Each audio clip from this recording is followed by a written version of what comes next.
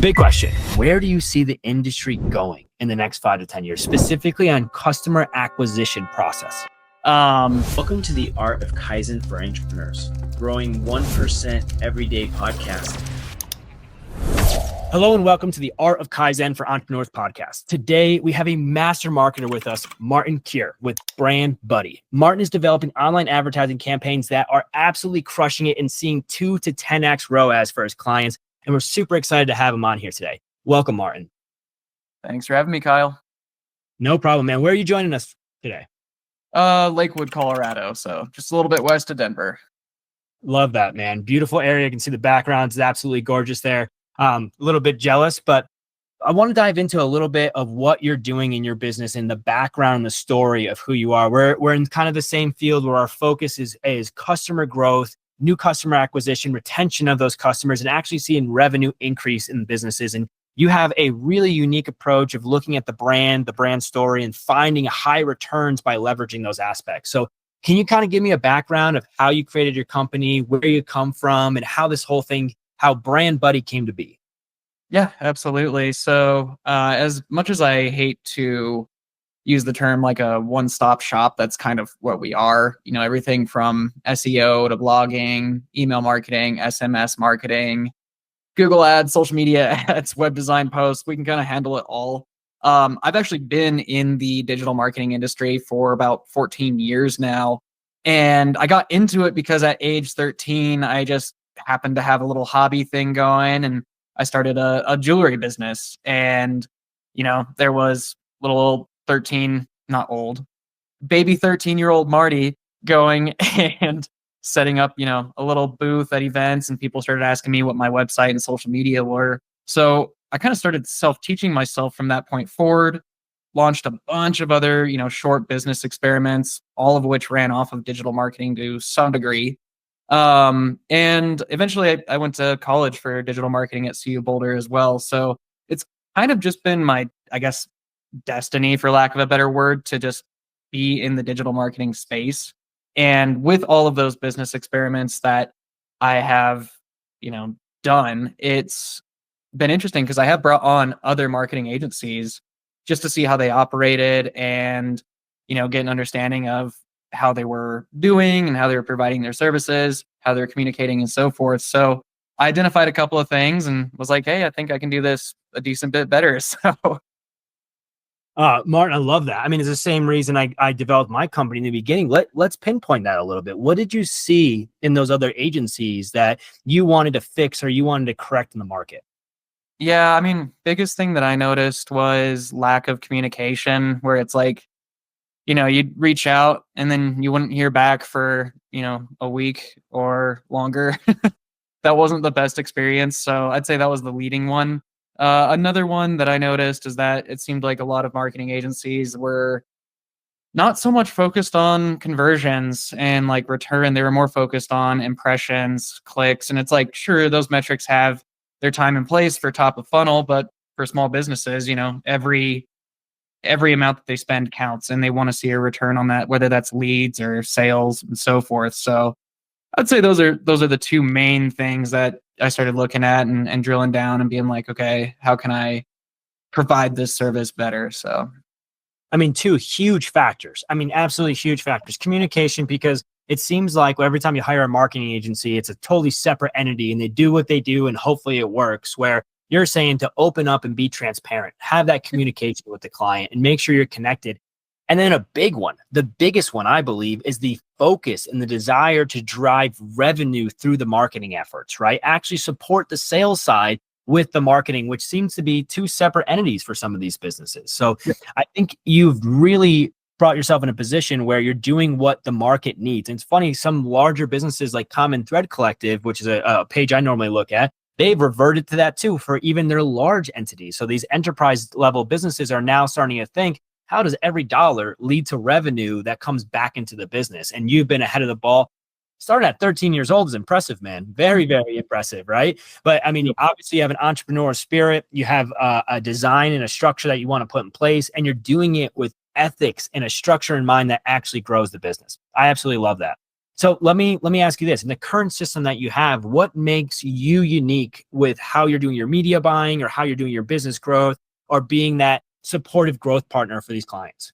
Yeah, I mean, biggest thing, this might be a little bit repetitive, but it's pretty simple with like how we approach our clients. We make unique digital marketing efforts for each client that we work with. So there's no such thing as like a copy and paste. It's not like we're just taking one winning ad and being like, well, it worked in industry A, then it's probably going to work in industry B. No, we're actually sitting down with the client and being like, okay, what are your differentiators here? Just getting back to the basics and understanding exactly how they can separate themselves from the crowd and what value they bring to their target market. So from there, then we can start to come up with, different ad language, different images, different videos, and just kind of start testing from there. So I'd say that's a big part of it right there, is that collaboration. We're not saying, hey, our way is the highway. We're like, the business owner is generally quite the industry expert. So we want to listen to what they have to offer and just make sure that we're representing them appropriately online. And honestly, it's just amazing with that kind of approach. It's pretty incredible what you can achieve from a digital marketing perspective when you have just that easy communication, great videos and great photos. And at this point, we've worked with over 100 industries. So we kind of feel like our efforts are pretty versatile and we're able to adjust as needed. And we've got some case studies to show that. But yeah, I'd say the collaboration on that side is pretty much the leading factor. And then of course, just making sure that we have proper tracking set up with like conversion tags through Facebook or any kind of multi-touch attribution software. So it's so incredible how lackluster people see the tracking side. I can't tell how many clients we've walked into who spend thousands of dollars on advertising. It's like, you don't even have a meta pixel on your website. Exactly. What are you doing? We're very like-minded. I structured a very similar system within our business. So you don't have a niche, you don't have a vertical, you work with multiple different types of businesses. Can you kind of outline who your ideal client is? Do you have a budget that you need to sit within? What does the perfect client look for you? Yeah, I mean, so we can kind of work with whatever.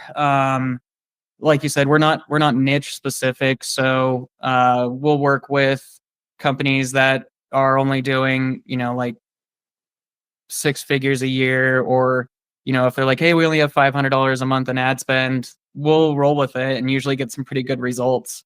As far as like industries that we like to work with the most, I would say local services tend to do pretty well for us, like, landscaping businesses, cleaning businesses. And then lately automotive has been doing really well for us too. I'm a huge car nut, so I guess I have some passion behind that, so that kind of helps out. But then e-commerce is the other side of that. Whenever we can work with an e-commerce business, it's really exciting when you can just get a digital marketing strategy nailed down and get some ads that are just absolute winners. And you can just see that business scale and scale and scale and scale. And you're just kind of along for the ride at that point. But yeah, I would say those are the primary clients that we like to work with.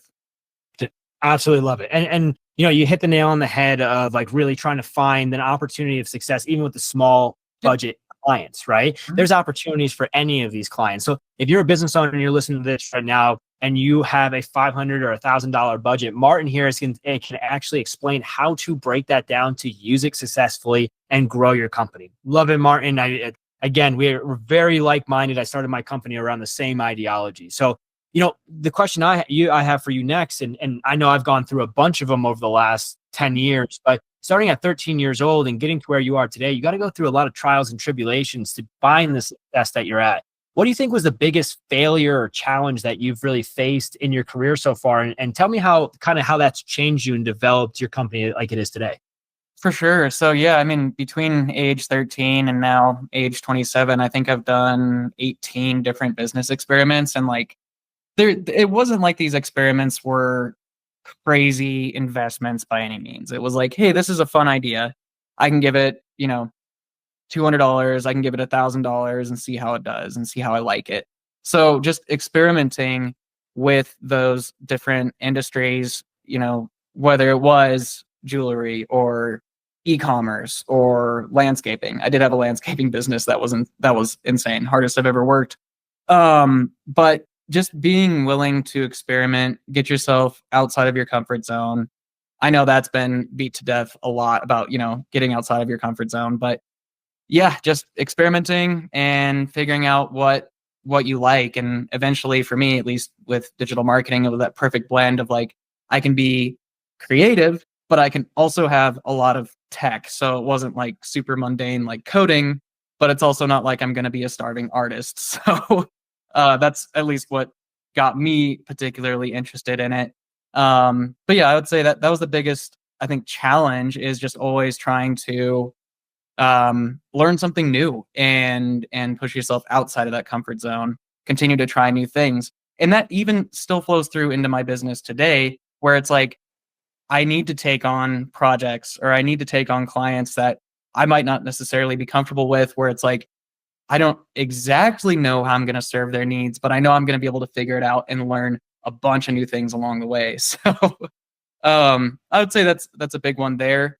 And then the other part of it, just kind of since I started Brand Buddy, the biggest one that I've learned is just being willing to just be honest with yourself. And like, if something doesn't feel right, like I had a team of 6 back in 2023, and I was like, I just feel like there's too many cooks in the kitchen, and I feel like my profits are too thin. I feel like I need to like scale back, kind of take it easy a little bit. And we developed some processes that allowed us to take on more clients with a smaller team. So it's being flexible is huge with that. I think that about covers it. I'm trying to think if I had anything else there. Yes, I think that's it. Honestly, my best analogy for that is Amazon, right? If Amazon wasn't ready to mold and pivot and adjust, they'd still be trying to sell books in a time where nobody's buying many physical books nowadays. But now it's a multi-billion-dollar industry, for the simple fact that they were ready to and willing to adjust and pivot to the market. So to hear that background, and again, for any entrepreneurs listening to this who's afraid to walk into marketing and advertising, that Martin is a great example here of how, when you face the fears and you go front facing into them, you find where success lives in that process. And you're able to lean into that success and develop and grow from it like you have, which is incredible. So the big question, right, which I love, I think it's going to take us a few minutes to go through this one, because we're going to go back and forth a little bit, but where do you see the industry going in the next 5 to 10 years specifically? And let's hone in on what we're talking about here, specifically on customer acquisition processes, right? We have SEO, we have paid ads, we have all these different processes, but in the molding of it all, when it comes to acquiring new customers for businesses, net new customers, where do you think the industry is going to go in the next 5 to 10 years? Yeah. So, I mean, it's always interesting to see, like, there's trends that pop up with marketing where it's like, people will prefer to see ad text with like super long language in it for, maybe 3 years. And then they swap back and say, no, I only want to see ads with super short language in it. Or, maybe, well, obviously now it's like you need an ad with a video that's less than 15 seconds. So it's just interesting to see how those trends can kind of become a pendulum, where they can go from one extreme to the other, and just how things can stick out that were popular, maybe a decade ago. So it's always tough to say, but I would say in terms of customer acquisition, I think tracking is going to become increasingly difficult, just with like privacy getting more and more cracked down on. So I think there's going to be some additional tools that come out to help get around that, like more multi-touch attribution, just making that a little bit more accessible to business owners so they can understand their marketing and how it's paying off a little bit better. But I mean, an obvious one would be AI. That just kind of, like, at first I thought it was going to be a threat to the digital marketing industry, but I kind of learned that it kind of becomes more of an asset. So it's, allowing you to come up with more ideas for ad content. It's allowing you to, in really bad scenarios where like a client doesn't have any photos of their business, it's like, you might be able to find some good images built using some of the AI tools out there. So I think AI is going to be huge with that as well. I think it's going to make photo, video, and ad creation just a lot easier. especially as it develops. So that's kind of where I see it going. Hopefully that answers the question. Oh, 100%. Let's go back and forth a little bit on that, right? Because Meta just released the newest update with their attribution model, making it so that there's a direct integration through CRM systems now and third-party attribution tools such as, Hyros, Wicked Reporting, Northbeam, all can now integrate directly into Meta so that we're able to see that attribution on platform. But I believe in my mindset around attribution, I think that, as you said, privacy is going to be such a huge factor. So the only thing that we can lean into is community building and CRM systems like Go High Level and HubSpot and Salesforce, where we're leveraging the grabbing of the customer data and owning and nurturing it through our own internal systems is, I believe, what we'll see as the next step in attribution. My question to you is, in your current process in your agency, when you look at attribution and you're looking at the future of how it develops, are you thinking about what you can do as an agency partner, especially working with small budget clients that there's no way they're affording a Northbeam or a Triple Whale or anything of that nature?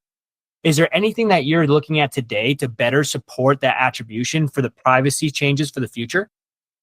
Yeah, I mean, main thing with the lower budget clients, again, you brought up a tool that we've used in the past, Triple Whale. It's expensive, but it's worth it.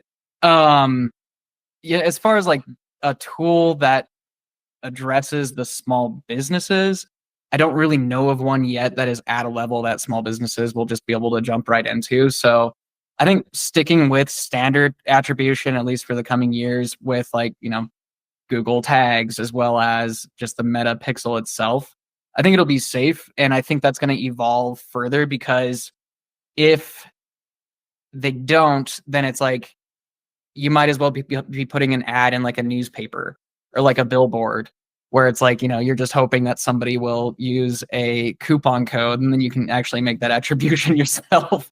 So I have a little bit of hope there that, Meta and Google will continue to push and get the, attribution nailed down a little bit better in the coming years. But again, I think there's room in the market for kind of like a lower budget Triple Whale to come into play. So I agree with you. I definitely agree with you. And again, any business owners listening to this right now, if you do not know what the Meta pixel is and you are trying to spend money on advertising, reach out to Martin ASAP.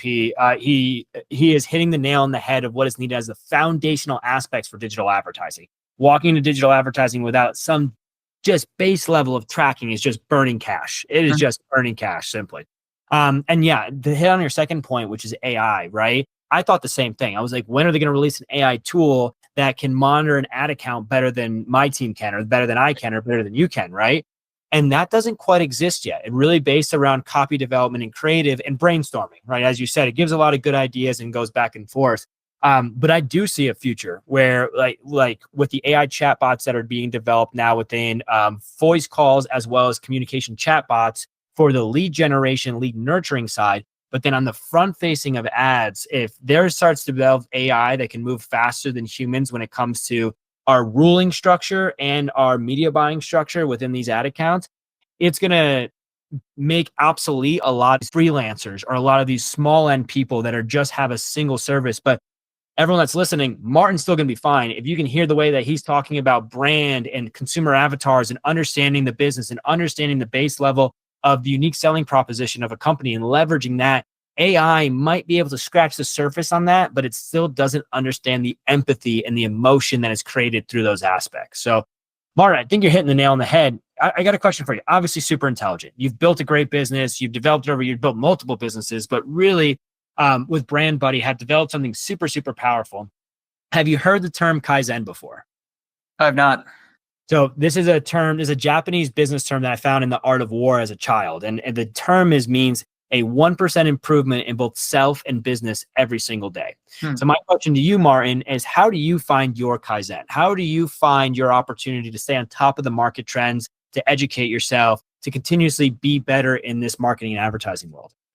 Yeah, I mean, it kind of wraps back around to that point that I was making earlier, where I like to challenge myself here and there, where I take on a client that I'm not necessarily comfortable with. Maybe it's an industry that I haven't served before. Maybe they have very, very specific needs and very specific asks.